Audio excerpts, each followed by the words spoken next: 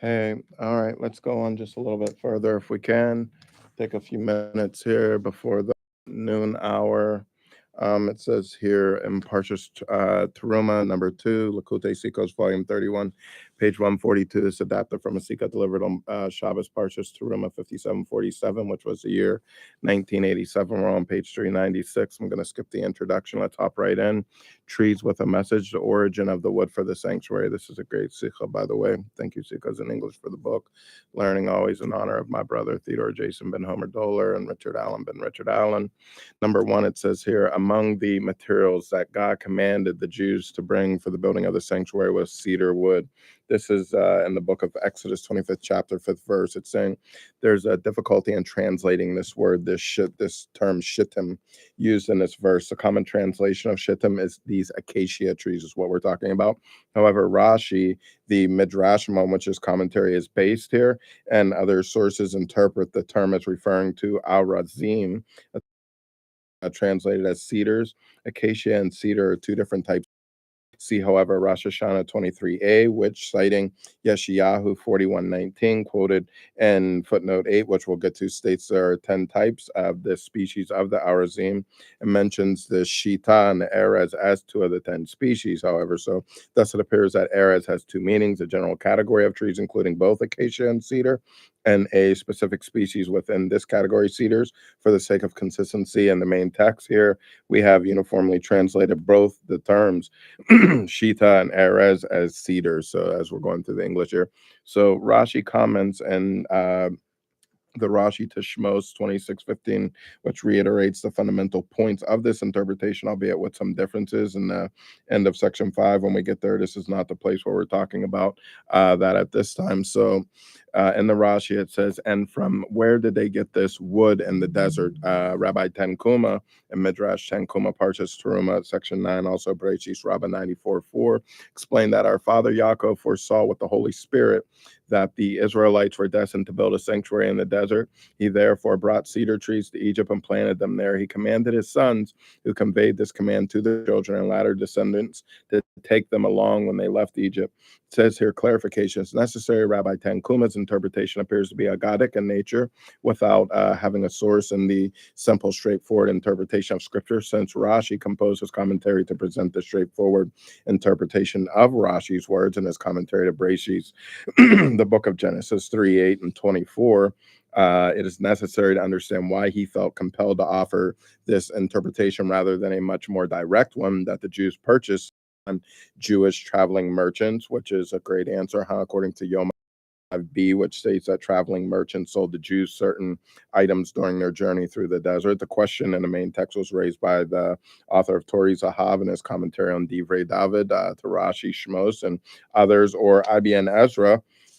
Nevertheless, in his abbreviated commentary, here concludes that the Jews brought the cedar wood from Mitzrayim, from Egypt, and there's a detailed commentary in Shmos 15:22, and then similarly, Rabbeinu Baale Tatasofos and Kuzkuni and Shmos 25:5 also offers this interpretation. He comments that there was a forest of cedar tree growing close to Har Sinai, Mount Sinai, and that the Jews cut the wood there.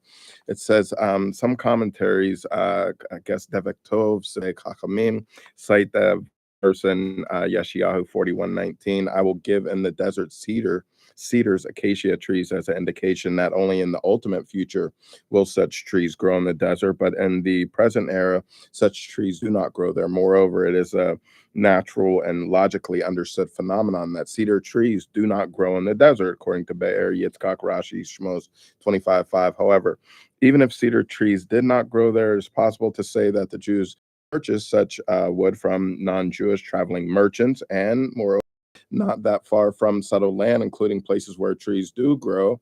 So in Bamidbar 15:32, book of Numbers, which speaks of a 15th chapter, 32nd verse, keep up, which speaks of a person gathering wood in the desert, Arbanel and or Hachaim on that verse. Continuing along here, it says some commentaries explain, like the version of the Sifsei Chacham published together with the gloss of Rabbi Eliyahu Mizrachi, this Be'er Yitzchak, that explain that Rashi was compelled to interpret the verse here in this manner based on a latter mention in the book of Exodus 35:24 and also in Shmos Rabbah and Bereshis Rabbah of everyone in whose possession cedar wood was found, which explicitly indicates that the Jews already possessed this wood at the time the command to bring it for the sanctuary was given. IBN Ezra also cites this particular verse.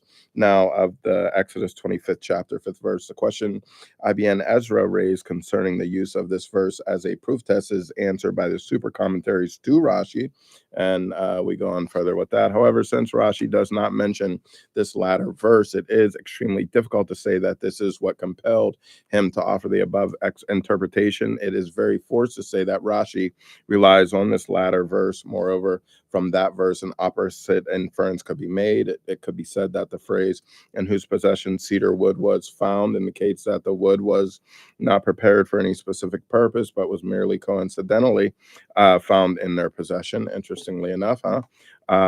So continues on to explain the commentary here.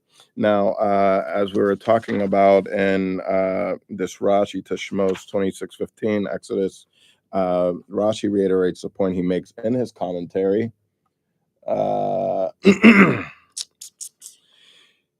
To Exodus Shmos 26 chapter 15 verse, focusing on the phrase "you shall make the boards from the sanctuary for the sanctuary" from the use of the definite article. The boards, Rashi intimates that the Torah is referring to boards to be made from wood designated for that purpose. Malakas Hakadosh explains that Rashi's commentary here is dependent on that interpretation. Nevertheless, it is difficult to say that Rashi was relying on his own latter commentary in his interpretation of the verse originally cited, also in Divrei Dev to that verse. And it goes on to say here, number 2, so that everything is ready. It's saying it is possible to offer the following straightforward resolution to the above quandary. The command to donate toward the construction of the sanctuary is worded in Shmos 25th chapter, verses 2 and 3. Have them, i.e. the treasurers, take an offering for me. Take my offering from every man whose heart motivates him to generosity. This is the offering you shall take from them. Continues along on the surface, it might seem that the Torah should have used forms of the verbs to give, to bring, or the like that emphasize the act of the people who generously donated an offering. Why does the Torah use forms of the verb to take that instead emphasizes the actions of the sanctuary treasurers who are charged with taking the offerings from the Jewish people, according to Sforno? And that's Saforno, and also Lakute Sikos, volume 16, page 289, and volume 26, page 263. When addressing the people making the donations, the Torah uses the term terumah, translated as offering, which Rashi in Shmos 25:2 interprets as meaning separation. The donors shall set apart from their possession an offering for me. This wording does not emphasize the act of giving to God, but merely setting aside the offering from the remainder of their property to serve as a donation. The wording of the command addressed to the treasurers, have them take for me, according to the super commentaries and Rashi, and they differ in Satan says, have them take for me. And there's more explanation in the Sichos, volume 16, page 286, and footnote 23 there. That implies that the donors had already performed the act of separation. All that was necessary was for the treasurers to take it. By using take, the Torah is implying that all the articles mentioned as dedications to the sanctuary were already in the possession of the Jewish people. All that was lacking was that the articles be taken from them. To reword the concept slightly, were the Torah to use forms of the verb to give, the implication would be that there is an obligation incumbent on the donor to do so. Implicit in that obligation is that they do everything they can in order to make the required donations, including chopping trees or buying wood. However, the Torah uses use of forms of the verb to take implies that from the donor's perspective, everything was prepared. Later, however, the Torah mentions that in practice, in one instance, the donations were made in a different manner. The woman wove the goat's hair while it was still in the goats. According to Exodus 25:26, as explained by Rashi there, instead of giving prepared goat's hair that was in their possession, they undertook this extra measure to increase the quality of their donation, which is very interesting. Behitter, mamish mitzvahs behitter. And we see this in Lakute Sikos, volume 16, page 452, and also volume 31, page 209.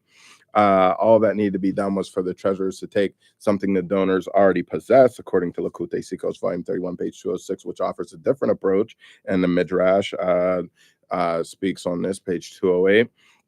It can be said that this is why Rashi interprets the term teruma and the phrase, have them take an offering teruma for me, not as giving a donation, but as separation. The donor shall set apart from their possessions an offering for me. This further emphasizes that the objects to donate were already in their possession and they had but to separate them from their other property. This is the basis for Rashi's question regarding the cedar wood and from where did they get this wood in the desert. Rashi deviates from the wording used by the Midrash Tanchumim from where did the boards come, i.e. Rashi's emphasis is not on defining the source of the wood, but on clarifying why the Jews had wood ready to be used for construction while journeying through the desert. I.e., how was it possible for the Jews in the desert to have wood in their possession that needed only to be taken from them? By emphasizing in the desert, Rashi's intent was not to underscore that trees do not grow in the desert. Instead, he was highlighting that it is not the ordinary practice of people to use wood, particularly wood of this type, while traveling in the desert. Accordingly, why would the Jews have such wood prepared in their possession? Rashi resolves that question by stating Rabbi Tanchuma explained that our father Yaakov foresaw, he brought the cedar trees, he commanded his son to take them with him when they left Mitzrayim in Egypt. It's saying that the reason why it was necessary for Rashi to state that our patriarch Yaakov planted trees in Egypt instead of commanding his sons to take cedar wood when they left Egypt is discussed by the super commentaries to Rashi, Kitzer Mitzrachi, Minchas Yehuda, who based on Rashi's commentary to Genesis 13:10 and Bereshit states that there is not an abundance of trees in Mitzrayim and Egypt. Imre Schaefer states that were the trees indigenous to Egypt, the Egyptians would not have allowed the Jews to cut them down. So if you need more information, consult that source. This also resolves the precise wording Rashi uses. Rabbi Tanchuma explained, which is a rare choice of words for Rashi. Moreover, on the surface, Rabbi Tanchuma's words do not appear to be an explanation of the literal meaning of the verse, but rather an agadic teaching that resolves a question arising from the story of the construction of the sanctuary. Seemingly, the phrase Rabbi Tanchuma explained is not appropriate. Instead, Rashi should have commentated as stated in Midrash Tanchuma, or used a convention that he frequently employs in his commentary, like, for example, in Rashi's commentary to Bereshit in Genesis 11th chapter 5th verse and 14th chapter 13th verse and 18th chapter 12th verse and similar places to write his interpretation and then cite his source at the conclusion, Tanchuma. By phrasing his commentary as he does, Rashi emphasizes that the necessity of quoting Rabbi Tanchuma's words does not stem from a question prompted by the narrative as a whole, because, as stated previously, there are several ways to resolve the question from where did the wood come. Instead, the question stems from the wording of the verse, which, as explained above, indicates that the objects the Jews donated to the sanctuary were already in their possession beforehand, and all that was needed to be done was them. Rabbi Tanchuma's teaching provides a straightforward answer to that question. His comments are not a mere agadic insight, but enable us to understand the simple meaning of the text. So when we'll pick up at number three other materials for the sanctuary. We'll start talking about the tekelis, the argamon, and the linen. This is very exciting, Sika. Thanks for joining in.